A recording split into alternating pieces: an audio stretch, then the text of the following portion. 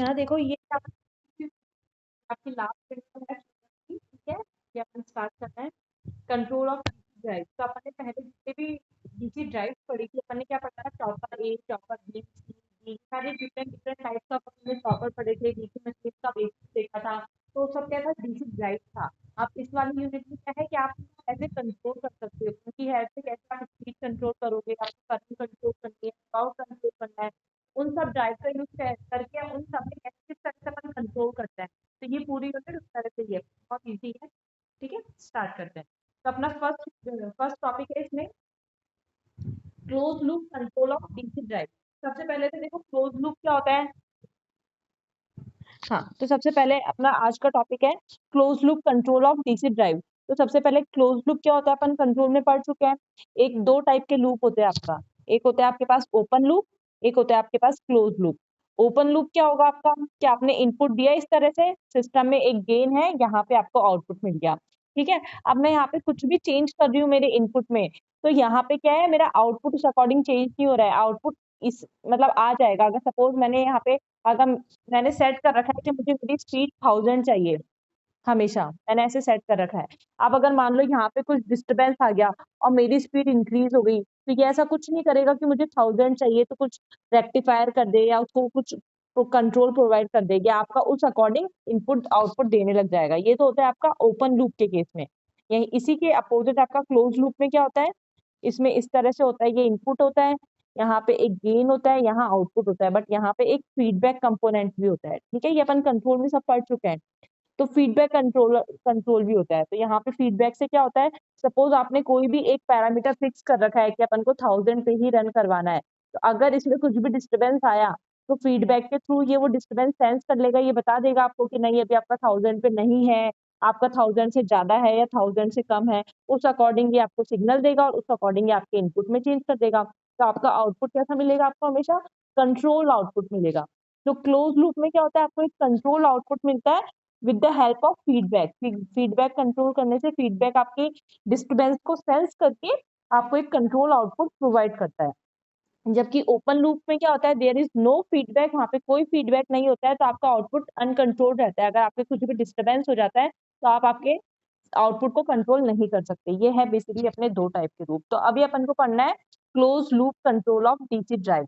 अब देखो क्या लिखा है यहाँ, close loop control is when the duty cycle is varied automatically by a controller to achieve a reference speed और टॉर्क। अब देखो यहाँ पे अपन या तो स्पीड कंट्रोल करेंगे या फिर अपन टॉर्क कंट्रोल करेंगे, दो चीजें कंट्रोल करनी है। तो स्पीड तो ठीक है, अभी अपन देखेंगे कैसे कंट्रोल करनी है। जब भी मैं आपको बोलूंगी अपन को टॉर्क कंट्रोल करना है, तो टॉर्क किस तरह से कंट्रोल होता है, करंट कंट्रोल से। आपने करंट को कंट्रोल कर दिया, अगर आप डीसी मोटर की बात करो तो टॉर्क इक्वल टू क्या होता है, करंट मल्टीप्लाई बाय फ्लक्स। अगर अपन suppose separately excited DC motor ले रहे हैं, तो उसमें फ्लक्स की वैल्यू तो क्या होती है, कांस्टेंट है, तो इससे तो कुछ डिस्टरबेंस होने ही नहीं वाला। तो अब अगर आपने करंट को कंट्रोल कर लिया, तो ऑटोमेटिकली आप आपके टॉर्क को भी कंट्रोल कर लोगे। तो जब जब मैं बोलूंगी अपन को टॉर्क कंट्रोल करना है, तो उसका मतलब अपन किस पे ध्यान देंगे, अपन करंट पे ध्यान देंगे।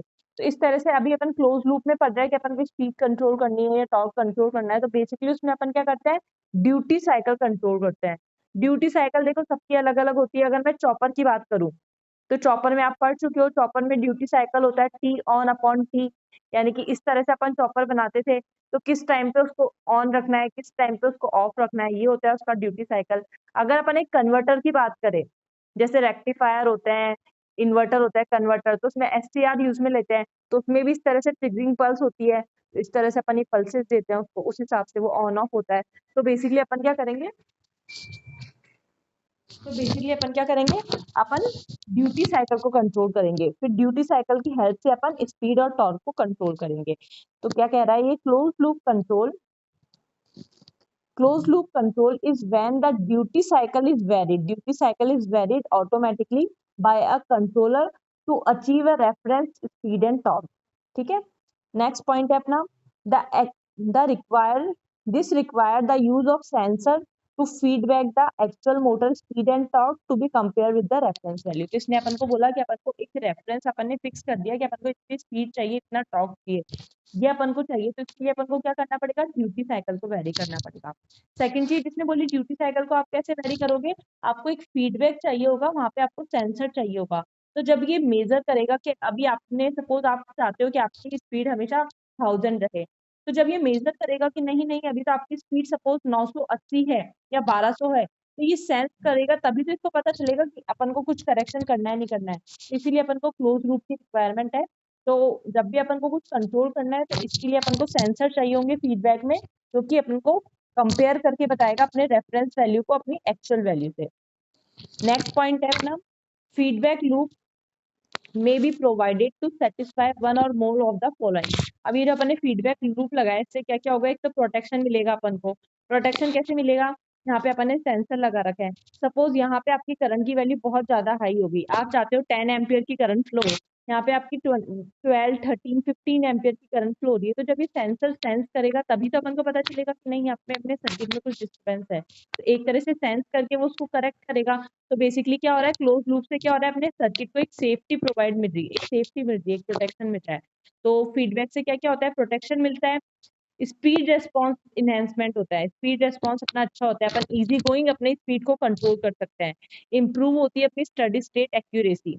ठीक है, अब इसमें अपन को क्या क्या कंट्रोल करना है, एक अपन को कंट्रोल करना है टॉर्क, दूसरी चीज अपन को कंट्रोल करनी है स्पीड। मैं बता चुकी हूँ टॉर्क अपन कैसे कंट्रोल करेंगे, this is achieve by controlling the current. तो अभी तक अपन ने यही पढ़ा है कि अपन क्लोज लूप कंट्रोल पढ़ रहे हैं, उसके लिए अपन को क्लोज लूप चाहिए होता है, ओपन लूप से काम नहीं चलता है। फीडबैक में अपन को सेंसर चाहिए होता है, वो सेंस करेंगे तभी अपन अपनी रेफरेंस वैल्यू को एक्चुअल वैल्यू से कंपेयर करेंगे। इसके एडवांटेजेस क्या क्या है फीडबैक के, प्रोटेक्शन मिलता है, स्पीड रिस्पॉन्स अच्छा होता है, और स्टडी स्टेट एक्यूरेसी भी अपनी इंप्रूव होती है। यहाँ तक अपन पढ़ चुके हैं। अब अपन को कंट्रोल क्या करना है ये अपन को पता होना चाहिए। तो अपन को एक तो टॉर्क कंट्रोल करना है और एक स्पीड कंट्रोल करनी है। टॉर्क कैसे कंट्रोल करेंगे, बाय कंट्रोलिंग दी करंट। अब यहाँ है ये आपका मेन एक्चुअल सर्किट जो आपका एग्जाम में बनाना है। क्लोज तो पहले आप क्लोज लूप के बारे में लिख दोगे, फिर आपसे डायरेक्ट क्वेश्चन पूछेंगे कि explain close loop control of DC drive या एक्सप्लेन द कंट्रोल स्ट्रक्चर। इसको वो इस तरह से भी लिख सकते हैं कि explain the control structure of DC drive, तो भी आपका यही बनेगा। तो किसी भी तरह से क्वेश्चन आ सकता है आपका। तो देखो अब इसमें क्या क्या है, एक बार यहाँ है आपका रेफरेंस स्पीड, ये है आपका समर। समर क्या करता है, अपन ने देखा था यहाँ पे सपोज ए आया, यहाँ से आपके पास बी सिग्नल आया, तो समर का आउटपुट क्या होगा, ए माइनस बी, दोनों को ये माइनस कर देगा, जो एरर आएगी वो एरर सिग्नल जनरेट करेगा। ये है आपका स्पीड कंट्रोलर। यहाँ पे अपन क्या लेते हैं, पीआई कंट्रोलर यूज में लेते हैं। पीआई कौन सा कंट्रोलर होता है, pi controller, pi proportional integral controller use में लेते हैं अपन। ये बताएंगे सबका एक एक इंडिविजुअल फंक्शन। ये है आपका करंट लिमिटर, अगेन ये समर पॉइंट आ गया, यहाँ पे करंट लिमिटर का जो आउटपुट है वो करंट की फॉर्म में आएगा, यहाँ से भी करंट आएगी, ये दोनों अगेन समर में कंपेयर होके आउटपुट सिग्नल जनरेट करेंगे। ये है आपका current controller, then firing circuit, converter, motor, mechanical load, power supply input, ये करंट सेंसर, स्पीड सेंसर, ये है इसके डायग्राम। अब आपके सिलेबस में एक पॉइंट लिखा हुआ है कि control structure of DC drive, तो ये हो गया आपका control structure of DC drive. उसी में एक पॉइंट है आपका इनर करंट लूप और एक आउटर स्पीड लूप। तो देखो इसी ये जो पार्ट है, अगर उसने बोला एक्सप्लेन इनर कंट्रोल लूप, फिर आपको ये एक्सप्लेन करना है क्योंकि ये है इनर कंट्रोल लूप। इसके बारे में और डिटेलिंग अभी अपन देखेंगे, बाकी इसको बोलते हैं inner control loop. Outer speed loop किसको बोलते हैं, इसको, ये जो है ये वाला लूप, इसमें दो लूप है, अभी अपन इसको दूसरी फॉर्म में ड्रॉ करेंगे तब आपको समझ में आएगा। तो ये है आपका आउटर स्पीड कंट्रोल लूप और ये है आपका इनर करंट कंट्रोल लूप।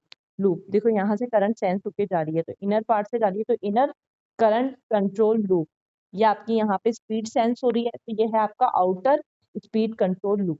अब देखो ये किस तरह से वर्क करता है।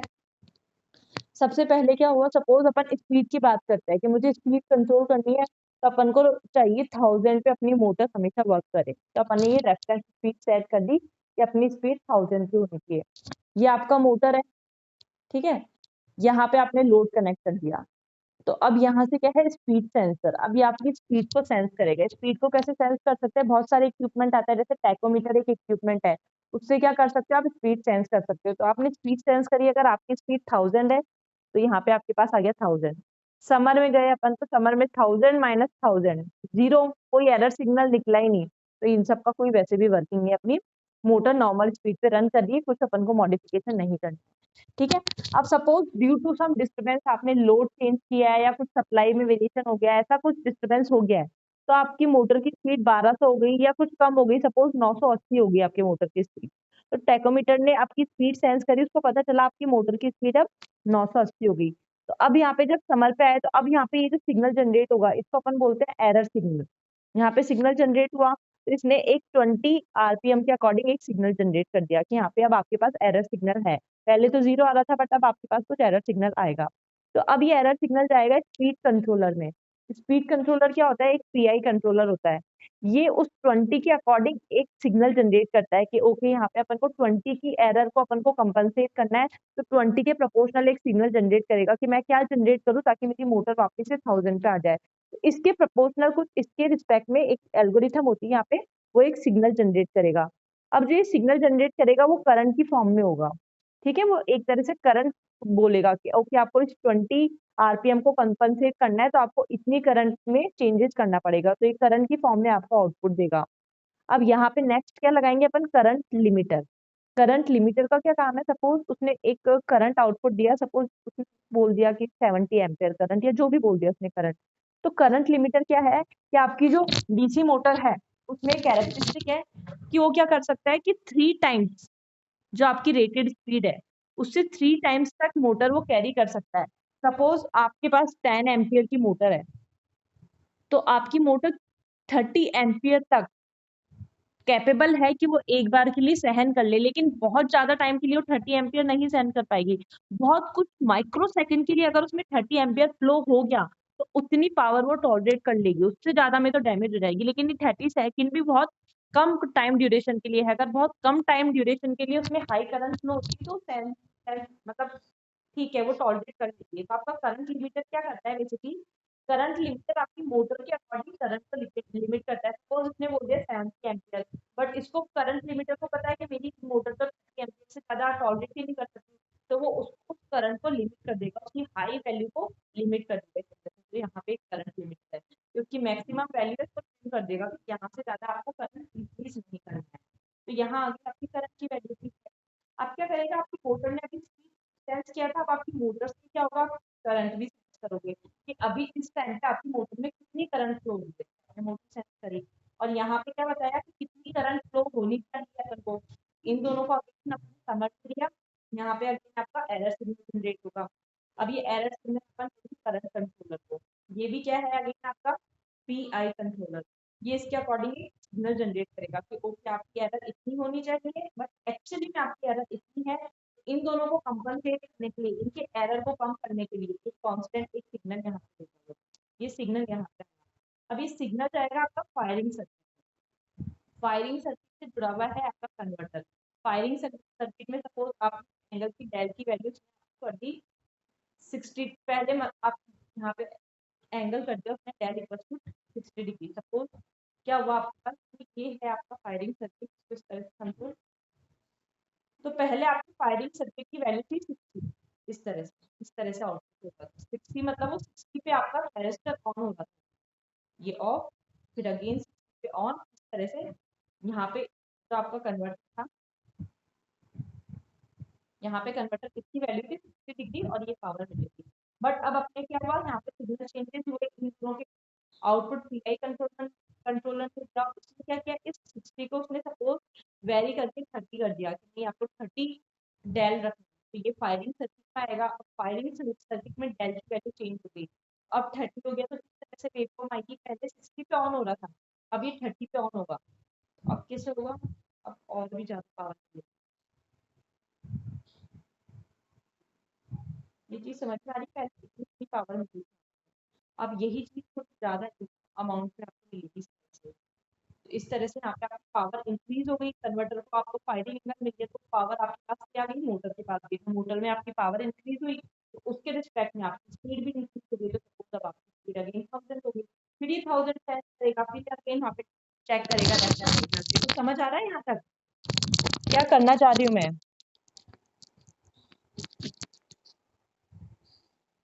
रिपीट करें ये चीज? देखो एक बार फिर से देखो, बहुत इजी है और एक बार ही आप इसको पढ़ोगे ना थ्योरी तो इजीली समझ में आ जाएगा। बिल्कुल कंट्रोल कंट्रोल की तरह ही है ये चीज। जो अपन ने कंट्रोल सिस्टम पढ़ा है उसका एप्लीकेशन अपन इंस्टेंटली तो यूज में लेंगे।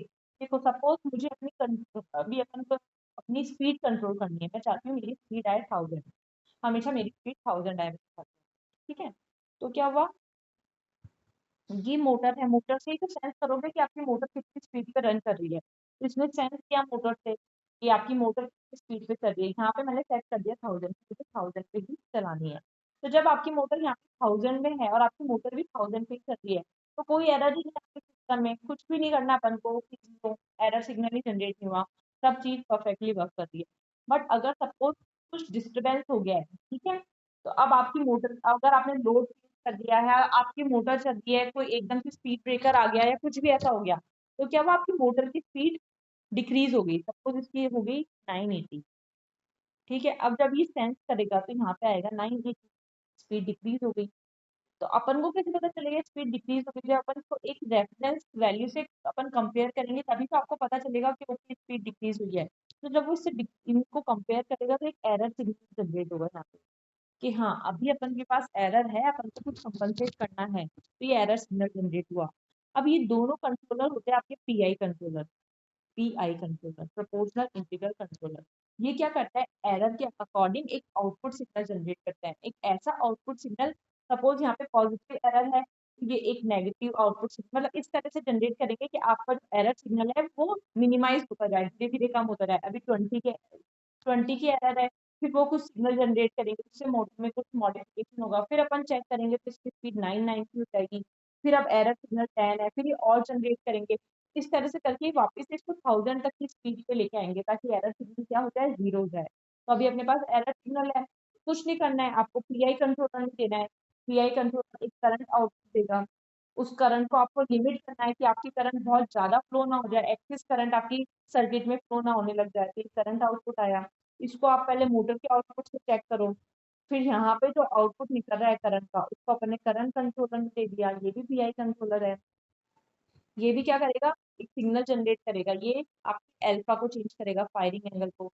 जैसे ही आपका अल्फा चेंज होगा तो आपने जो कन्वर्टर यूज में लिए हैं उसकी आउटपुट पावर चेंज हो जाएगी, और यही आउटपुट पावर था अपन मोटर को दे रहे हैं। तो मोटर का बेसिकली जो पावर सप्लाई है वो चेंज हो जाएगी, वो इंक्रीज हो गया, डिक्रीज होगी, उसके अकॉर्डिंग अगेन उसकी स्पीड में भी चेंजेस आएंगे, और इस तरह से अपन जो स्पीड में एरर आ रही थी उसको अपन डिक्रीज कर लेंगे। तो बेसिकली अपन वही तो कर रहे हैं कि जो मोटर है उसका आउटपुट चेक कर रहे हैं अपन, अगर उसमें कुछ भी प्रॉब्लम है तो एक फीडबैक के थ्रू उस एरर को अपन कम कर रहे हैं, जैसे अपन कंट्रोल सिस्टम में पढ़ते थे। समझ आ रहा है कुछ? कुछ पॉइंट में डाउट हो या नहीं, तो बताओ मैम ऐसे कैसे है ये ऐसे, तो मैं उस पर फोकस करूँ।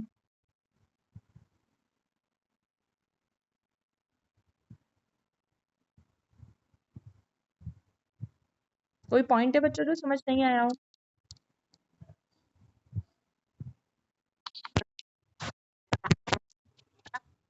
इनर पार्ट में, हाँ इनर पार्ट करंट लूप, ये यहाँ से करंट सेंस करेगा। सपोज आपने एम्पियर लगाती है तो ये एक करंट यहाँ से आएगी, एक करंट यहाँ से आएगी, इन दोनों को सेंस करेगा, फिर अगला एरर सिग्नल जनरेट करेगा।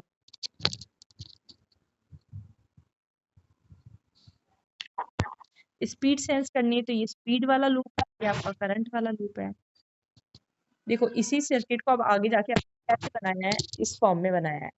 ये सर्किट और आपका ये सर्किट दोनों सेम है, बस अपन ने इसको चीजों को अरेंज किया है। देखो अभी इसमें भी क्या किया, इसमें ये मोटर है, मोटर से ये टैकोमीटर जनरेटर लगा के इसने क्या किया, ये स्पीड सेंस करी। पहले भी अपन ने यही किया था कि मोटर से ये एक सेंसर लगा के स्पीड सेंस की थी, तो यहाँ पे भी यही कर रहा है कि मोटर से एक टैकोमीटर लगा के स्पीड सेंस करे। अब ये सेंस करके कहाँ लेके गया, समर में लेके गया, वहां पे रेफरेंस वैल्यू से इसने कंपेयर किया। यहाँ पे भी आप इस समर में लेके जाओ, यहाँ पे रेफरेंस वैल्यू से आप कंपेयर करो। अब जो भी आउटपुट आया था उसको अपन ने कहाँ दिया था, स्पीड कंट्रोलर में, तो जो भी आउटपुट आया उसको अपन ने स्पीड कंट्रोलर में दे दिया। ठीक है। फिर यहाँ से अपन एक करंट लिमिट करके एक करंट की रेफरेंस वैल्यू आ गई आपके पास। तो बस यहीं पे आपने एक करंट की रेफरेंस वैल्यू आ गई आपके पास। फिर उसको भी आपने क्या किया, करंट को भी सेंस करके उस रेफरेंस वैल्यू से कंपेयर करवाया। तो यहाँ पे भी वो यही कर रहा है कि इस मोटर में ये करंट को सेंस करके इस रेफरेंस वैल्यू से कंपेयर कर रहा है। फिर जो आउटपुट है उसको करंट कंट्रोलर में दिया, यहाँ पे भी जो आउटपुट है उसको अपन करंट कंट्रोलर में दिया। देन ये जो करंट कंट्रोलर का आउटपुट है इसको अपन ने ये फायरिंग सर्किट में दिया और कन्वर्टर में दिया। तो इसने भी यही किया, ये फायरिंग सर्किट और कन्वर्टर में दिया और यहाँ से आपके पास मोटर में गया। अब ये यहाँ पे मोटर में आ गया। तो ये सर्किट और वो सर्किट दोनों सेम है, बट ये सिस्टमेटिक है, तो आपको पहले वो बनाना है और फिर आपको ये सर्किट बनाना है। तो अब देखो, अब यहाँ पे देखिए आपको समझ में आएगा कि करंट को इनर लूप भी बोलता है, क्योंकि देखो करंट का ये वाला लूप है और स्पीड का कौन सा वाला लूप है, ये outer speed loop, inner current loop, ये है आपका। ठीक है। नेक्स्ट देखते हैं आपका ये अगेन वही वाला सर्किट है, बस इसमें मोटर और इसको इस तरह से चेंज कर दिया। तो ये वही सर्किट है कि मोटर है, स्पीड सेंस करी, स्पीड कंट्रोलर, करंट लिमिटर, यहाँ से करंट सेंस किया, current controller, converter, motor loop. तो बस यही वाला आपका सेम सर्किट है बनाने के साथ, inner current loop, outer speed loop. अब इसके बारे में कुछ पॉइंट्स है जो अपन देखते हैं। ये देखो आपका स्पीड एक अपन मेजर करते हैं टैकोमीटर से, ये आपकी स्पीड रेफरेंस होती है।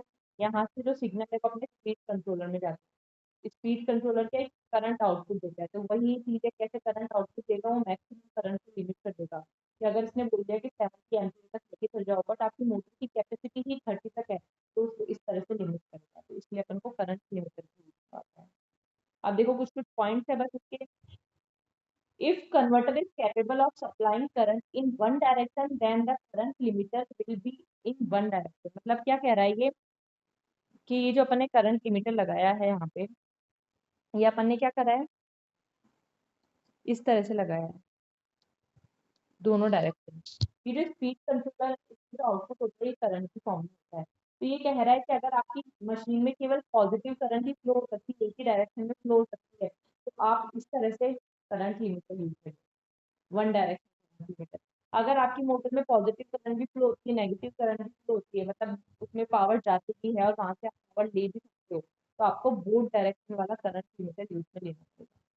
तो बस यही है कि अगर ऐसा है तो आप वन डायरेक्शन वाला करंट लिमिटर यूज में लो। अगर आपकी मोटर में दो टाइप का ऑपरेशन होता है, जैसे ड्यूल कन्वर्टर होता है, ड्यूल कन्वर्टर एक कन्वर्टर होता है, उसमें आप करंट पॉजिटिव करंट भी भेज सकते हो, यहाँ से करंट ले भी सकते हो, तो चारों क्वाड्रेंट के ऑपरेशन चलते हैं। तो उसके लिए आपको क्या करना पड़ेगा, ये बाई डायरेक्शनल लिमिटर यूज करना पड़ेगा। तो बस यही वाली, यहाँ पे भी कंट्रोलर लिखा है, वहाँ पे कौन सा कंट्रोलर लिखा है, बस पीआई, पीआई मतलब प्रपोर्शनल इंटीग्रल कंट्रोलर यूज करते हैं। ठीक है। अब एक लास्ट इंपॉर्टेंट चीज है इसमें जो आपको देखनी है, speed controller is slower process, pi controller मतलब जो आपका स्पीड कंट्रोलर वाला लूप है वो क्या है, स्लोअर प्रोसेस वाला है as compare to current sensor. देखो स्पीड वाले में क्या हो रहा है, यहाँ पे आपके स्पीड सेंस करनी है, स्पीड आप सपोज टैकोमीटर, यहाँ पे ये पूरा लूप कब वर्क करेगा, जब आप पहले स्पीड सेंस करोगे। तो स्पीड कैसे सेंस करता है, टैकोमीटर से सेंस करता है। टैकोमीटर आपने देखा हो तो, जैसे एक एक इक्विपमेंट होता है, इस तरह का इक्विपमेंट होता है वो, ये इस तरह से इस पार्ट को तो अपन पकड़ते हैं हाथ में, और जो ये वाली चीज है ना, इसको अपन कहाँ पे फिक्स कर देते हैं। अब जो आपकी मोटर है, जैसे आपकी मोटर है, इसमें जो शाफ्ट निकली हुई होती है ये इस तरह से रोटेट करती है, ये घूमती रहती है आपकी शाफ्ट। 3D में इमेजिन करो, ये जो चीज है आपकी, आपने कोई भी मोटर देखी हो तो उसमें एक जो शाफ्ट निकली है, ये चीज घूमती रहती है। तो अपन क्या करते हैं, यहाँ पे इसको फिक्स करने की कोशिश करते हैं। तो ये चीज घूमती रहती है और उसके यहाँ पे जो है, यहाँ पे इस तरह से ये भी घूमता रहता है, यहाँ से तो आपने पकड़ लिया, ये भी साथ साथ घूमता रहता है।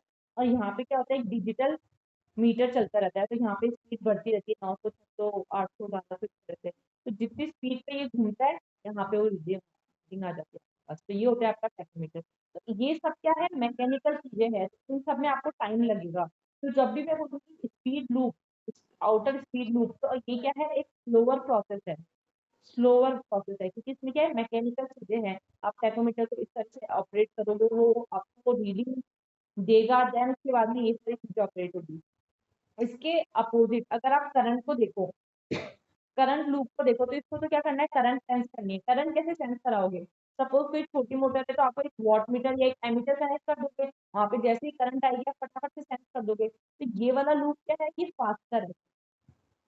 समझ आ रही थी, एज कम्पेयर टू दिस। ये मैकेनिकल टाइप का सिस्टम है, इसलिए यहाँ पे आपके पास स्लोअर प्रोसेस होती है। तो ये चीज अपने यहाँ पे लिख सकती है कि speed controller is a slower process PI controller because it is mechanical. Mechanical time constant is higher, so operation takes time. While current controller is a faster method because electrical operation time constant is lower. तो बस आपको ये ध्यान रखना है, दो type के अपने कंट्रोलर हो गए। जो स्पीड कंट्रोलर है वो स्लो है, और जो आपका करंट कंट्रोलर है वो फास्ट होगा। ठीक है, तो बेसिकली ये हो गया है आपका कंट्रोल ऑफ डीसी ड्राइव। इसी में अपन ने पढ़ा है इनर कंट्रोल लूप और आउटर स्पीड लूप।